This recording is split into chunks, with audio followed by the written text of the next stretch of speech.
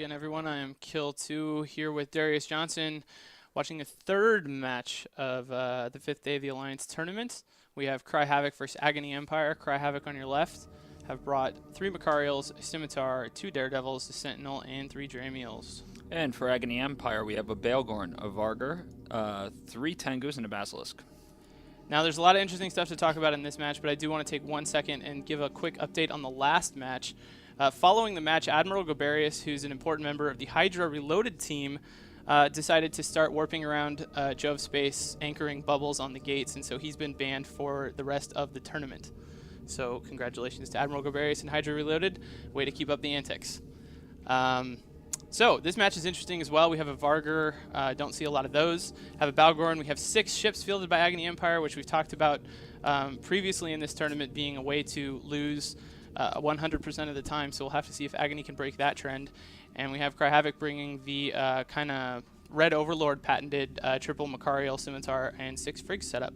The teams are pretty far apart to begin with, but at least the Cry Havoc setup is extremely fast, so that won't matter too much. Actually, they're not that far apart either.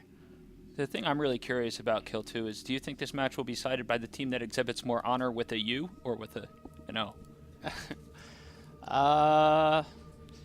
Honor without a U is definitely the better sort of honor. Excellent. That's what I always thought as well. Unless you can have both. That's not possible, I don't think. So, looking for a countdown.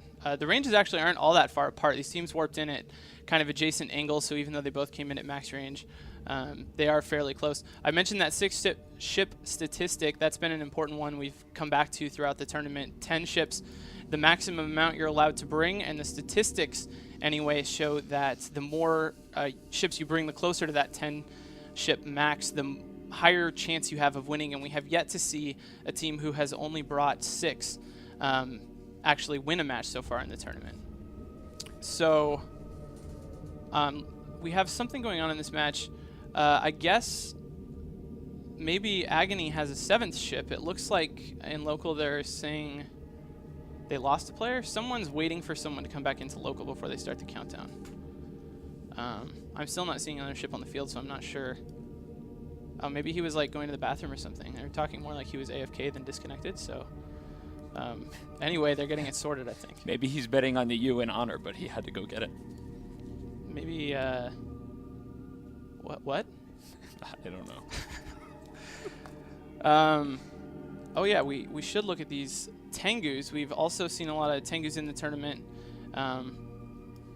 They don't all have the same setup, which is always interesting. Usually we see the kind of straightforward damage tank configuration, but the Tengu flown in this match by Alar Darkwind looks like it is set up differently. I can't tell by looking at it what configuration that is, but my gut tells me, well, maybe logistics, even though the Basilisk's there. We'll have to see what it does. We have a lot of drones on the field for Cry Havoc, and we are underway. Yeah. In case you haven't noticed. Wow, interesting actually. Cry Havoc has heavy shield maintenance bots. Kind of weird to put heavy bots. I don't think the Macarials have very big drone bay. They are making their way across the field though. Their Sentinel's taking a little bit of damage, but it's getting ripped back pretty easily by the Scimitar. We should start to see damage get applied pretty quickly. Wow, the Agony team running a cap transfer chain. We've seen a lot of this, and yes, the Agony logistics ship is running, or the Agony Tengu with a different configuration, I'm sorry, is running logistics. So you may see the shield transfer animation in there. He will be the logistics backbone. The Basilisk, I guess, is just bait and cap transfer, because cap transfer doesn't fall under the logistics restrictions that the remote reps do. Not only can that be extremely effective, it is absolutely beautiful. Now this is kind of a weird configuration. We've seen this with Ravens and some other ships. The Vargur actually fits pretty well into this, but a Baelgorn usually does not want to run a shield tank. It needs those mids for webs and probably for ECCM, so it's pretty strange to see a Baelgorn involved in the shield transfer setup, and just no damage at all being taken by either team so far. No, it does look like Agony is switching around, trying to find a hole in that remote rep, but thus far they have been unsuccessful, and we're kind of looking at each other. Yeah, nothing going on at all. They were working on that Sentinel. I don't know.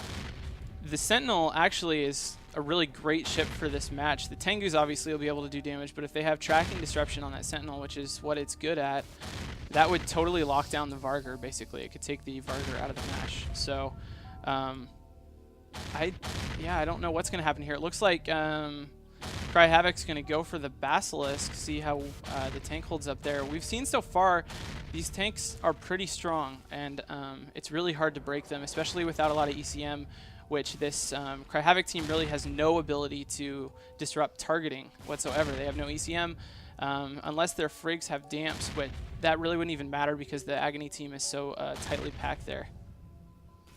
Not one bit. And you see the Sentinel actually kind of dips into half and then back armor as it gets remote repped. The tank on that Basilisk held just fine. We do see a little bit of damage on the Agony on one of the Agony Tengus. What we're seeing here is, well, at least on the Havoc side, you see them kind of probing, looking for a hole in the armor. For whatever reason, the Agony team is just gung-ho to get rid of that Sentinel. Yeah, I think they're probably just going for, well, I don't know. It could be all about range. But the thing is, we talk a lot about how annoying these setups are to watch, and it's sort of true. It's kind of more slow-paced, but in previous rounds, it really hurts you to do something like this if you don't win outright because you don't collect enough points, and the points are really important. But at this stage, if they can maintain their tank and take out the Sentinel, or, you know, just take out a couple ships, that would be enough to push them through. So it becomes a lot more viable moving forward in the tournament when you get to the finals rounds like this than it was, in my opinion, in the qualifying rounds when the points make such a big difference. One of the other advantages is you do get to see some more shots of the really beautiful planets as they spin around. Yeah, and there's actually a lot of teams that are happy to spend a lot of time on camera. Probably a lot of teams that are happy to waste everyone's time on camera, as we've seen with Frigs and stuff that Darius hates so much. One thing we've talked about when we've seen these setups in the past, even though it doesn't look like it's making too much difference right now, is taking out the rep drones. If Havoc targets the Logistics Tengu, takes all the rep drones out of the picture, it's basically on its own, and they can focus on it. But there isn't really a lot of rep drones in this setup for Agony Empire. Either that or they've all been killed. Maybe that's what they're doing. Maybe they're taking out the drones, because I don't see any damage. Even there we go. Now the Tengu's taking some damage. Maybe they were getting those drones out of the way. Maybe. So now we're going to see that that Tengu, which is the Logistics Tengu, well, our Darkwind there at the top, he's the one that they need to break. He's the one that is actually running logistics for the rest of the team. What, I forget what match it was we saw last week where we did have a scenario where when we lost the maintenance bots, basically the fight turned completely. Yeah. Do you recall? I think that was the last one. It was Death from Above and the team with the Maelstroms. I think that was Legion Romana, actually. Okay. But yeah, the drones can make a difference. I don't know if there was a lot of drones at the beginning of this match. I didn't look. But right now, there's only a few remaining, and they're all lights, so they're not making a very big difference. But the Tengu, our Darkwind's Tengu is running a pretty strong local tank. He is getting cap transfer, and so he's able to boost back pretty comfortably, it looks like, right now. And if you'll notice, it seems that Agony has recognized the futility of plinking away at that Sentinel for 2 days and has switched targets to Mr. Suffering and the Mercurial. Yeah, and he's actually hurting a little bit. He's down to about half shields. There's a lot of repair drones on the Havoc side, which they're probably really unhappy about now, wishing they would have brought ECM drones or even damage drones. But they did transfer some of those over to that Makariel, so now he's repping back pretty comfortably. So yeah, that's the problem with bringing a setup like Agony, is it's very difficult to kill anything. If you run into any setup at all that has the ability to tank damage in the long run, if it's anything but a totally passive setup, you're going to have a really hard time breaking the tank because you're low on damage. Obviously, the Balgorn makes a pretty big contribution to that effort with the neutralization. They could potentially shut down the Scimitar with the neuts on the Balgorn, but so far, nothing like that happening. Still no damage really being taken by either side. And one of the things you actually tend to see a lot of these interdependent setups, and that's why we tend to see things like we were commenting on that we didn't see in the last match, which is where you break one link in that particular chain, and usually the match falls pretty fast because they're so interdependent that if you take out one ship that's serving a primary task, you kind of leave the team unable to function at sometimes. And recovery is a huge factor in that. Yeah, I would say especially, if Agony loses anything, they'll buckle completely.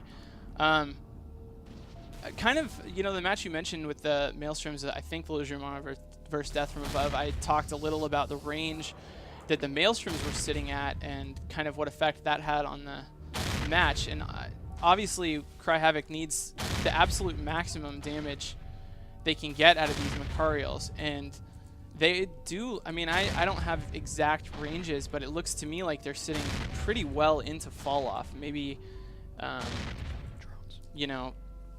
a good 30 or 40K actually, maybe 20. But I would think pulling up closer wouldn't hurt them at all. Most of the damage they're taking is coming from missiles, and if it's too much when they get close because of the Vargur or the Balgorn, which seems unlikely, they could always head back out. It looks like Agony is definitely targeting those drones, as we mentioned earlier. I've just seen like 6 of them pop of Cry Havocs. Yeah, they tested that Macarial tank, and they weren't able to break it, so now they're trying to take out a lot of those logistic drones, hoping that will make the difference, and that then they can switch. Something good they can do, which may end up working in the long run. The Balgorn this whole time putting cap pressure on the Cry Havoc team.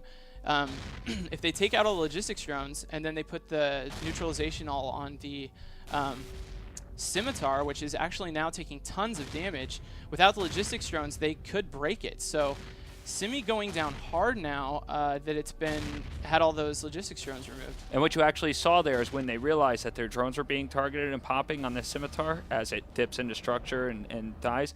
What we mentioned earlier was the importance of those drones, and when they saw them targeted, they pulled them in, breaking the locks, and then launched them again, and were unable at that point to keep the Scimitar up. And the Cry Havoc Scimitar goes, which will probably have a major impact on what happens next. Yeah, that's huge. I mean, at this point, all Agony needs to do is not lose a ship, and they win the match, which is big. I mean, that they should be able to do that. The nice thing about these cap transfer setups, if they're able to kill something, is that they're built to tank indefinitely. There's no dependence on cap boosters because the efficiency of the cap transfer. There's no time limit on the setup at all. So since Cry Havoc hasn't been able to break it up to this point, Agony's got to be feeling really good right now about their ability to maintain their tank, and without logistics, they're going to have a pretty easy time moving on and breaking these Macarials, which is exactly what's happening now. That Macarial Mistrix suffering already in about a third shields. And with that comparison, Agony has just officially become Trent Dilfer.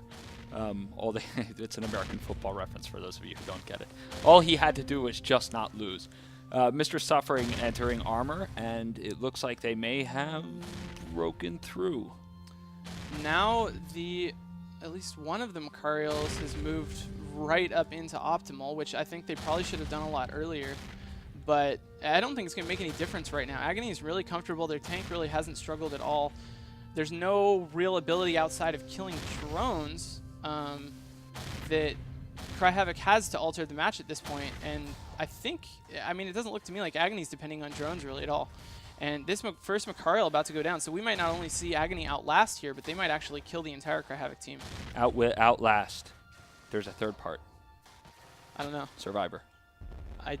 I don't know. All right. Sorry. Mr. Suffering goes down.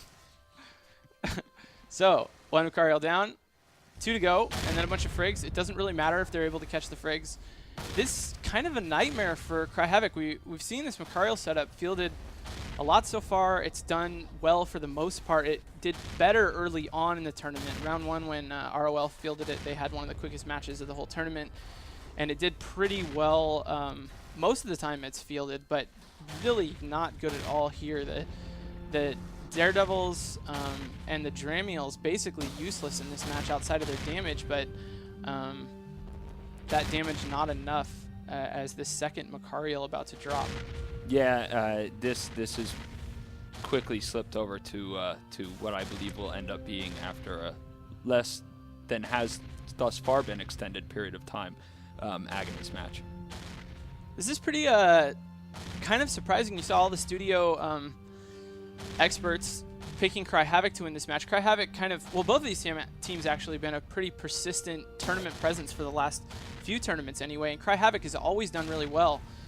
They always make it to the finals weekend, as far as I know, and typically they make it a little further than that, even though they haven't won or won any unique chips or anything like that. But Agony always a presence as well. But here, Agony moving further. I think last year they went out the first round, the equivalent of this match, and now they're gonna get a look at least at the round of 16, which is pretty awesome for them. Agony Empire, if you haven't heard of them, kind of a PvP education alliance. They train people who aren't very good to be very good. So kind of cool to see them moving forward in the tournament. Yeah, and nothing. As you say that, the second material for Cry Havoc. Third. Yeah, that's the last one. They started with 3. I'm not very good with numbers. The third material for Cry Havoc collapses. If they weren't able to break Agony's tank with all their DPS on the field, they're certainly not going to break it now. I wonder if they're going to go back to that Sentinel, just because it annoyed me that they were shooting it for so long and not getting anywhere. And then I'll clap a little bit on the inside. So now a bunch of Frigs left.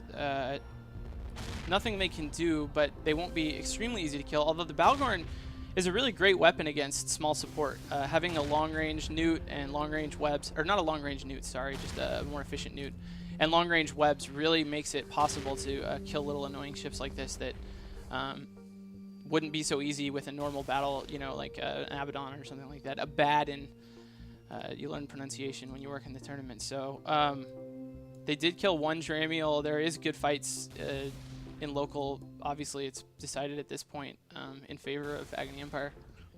That it is, and now it's just a matter of time. It looks like they've switched to one of the Cry Havoc Dramiels.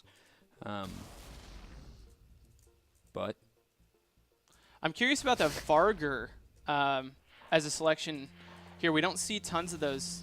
Kind of an interesting ship to bring. Do you know anything about Vargurs? Not really. I've never flown a Vargur. I'm not a Minmatar man myself. I mean, I think it's decent, but it's definitely interesting. I don't know. I might have expected another laser ship to kind of mirror the range, although the Vargur has plenty of range too. So just 3 Frigs left now. One of them apparently had a boundary violation. I'm willing to bet when I load the forums in a few minutes, I will know everything I need to know about Vargurs, however. I'm excited. I want to get educated. They seem pretty cool. They have a shield boost bonus, which is kind of weird. I wonder if they put a local tank on that. A shield boost bonus seems kind of wasted in a setup where you have logistics, but with cap transfer, you could easily run a local tank too, but it would be kind of surprising if the Vargur was a primary. So it looks like the rest of these Frigs have totally... I think they're really far away. I don't think they're interested in fighting the rest of these Agony Empire ships. Kind of cowardly. No honor. Yeah, no honor at all of either sort. And yeah, Vargur, other than that, just doing a lot of damage and a bonus to fall off. So actually the range on it really good, even though it's fall off instead of optimal like Amar would have. So pretty... I don't know. We always trash talk these setups, these 6 ship setups. Agony should be congratulated for altering that statistic for us. There's no longer an amount of ships you can bring that has a 0% chance of winning. Well, except for 0. As far as we know. Yeah, I mean, I guess this worked really well here. I don't know if they knew what they'd be up against. I mean, they even killed the setup with logistics. Typically, these sort of setups do not win matches, but Agony showing that it's possible at least, and maybe showing why they're so attractive. I think the Balgorn is such a weird choice because running a shield tank on it is kind of a bizarre idea, but it really adds a lot to the setup because it gives it the kind of the tackle that it lacks. I mean, when you run one of these cap transfer chains and a lot of tanked ships, you're going to really have a hard time controlling range, which is the most important element, in my opinion, in the tournament. And in PvP in general, really, range really is the most important thing. And when you have to all sit on top of each other in slow-moving ships, you have no ability to control range. And so your opponents can kind of do whatever they want. They can leave range when they're taking damage or close in if they want to add more. And the Balgorn kind of solves that problem because it gives you some long-range tackle. And we are seeing Claw call the match in local in favor of Agony Empire. Everyone's agreed that it's pretty much decided. So I feel comfortable talking to Soundwave. What do you think, Darius? I'm greatly looking forward to it.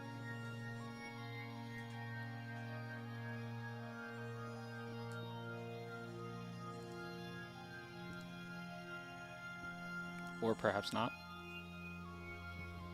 Well, I don't know. We were gonna and now we're back. Maybe I'll just talk to you instead.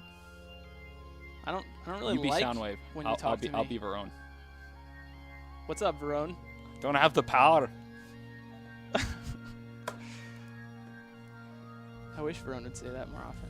So now the match is actually over. There's no more ships on the field. There's nothing else we can talk about. What's up, Soundwave?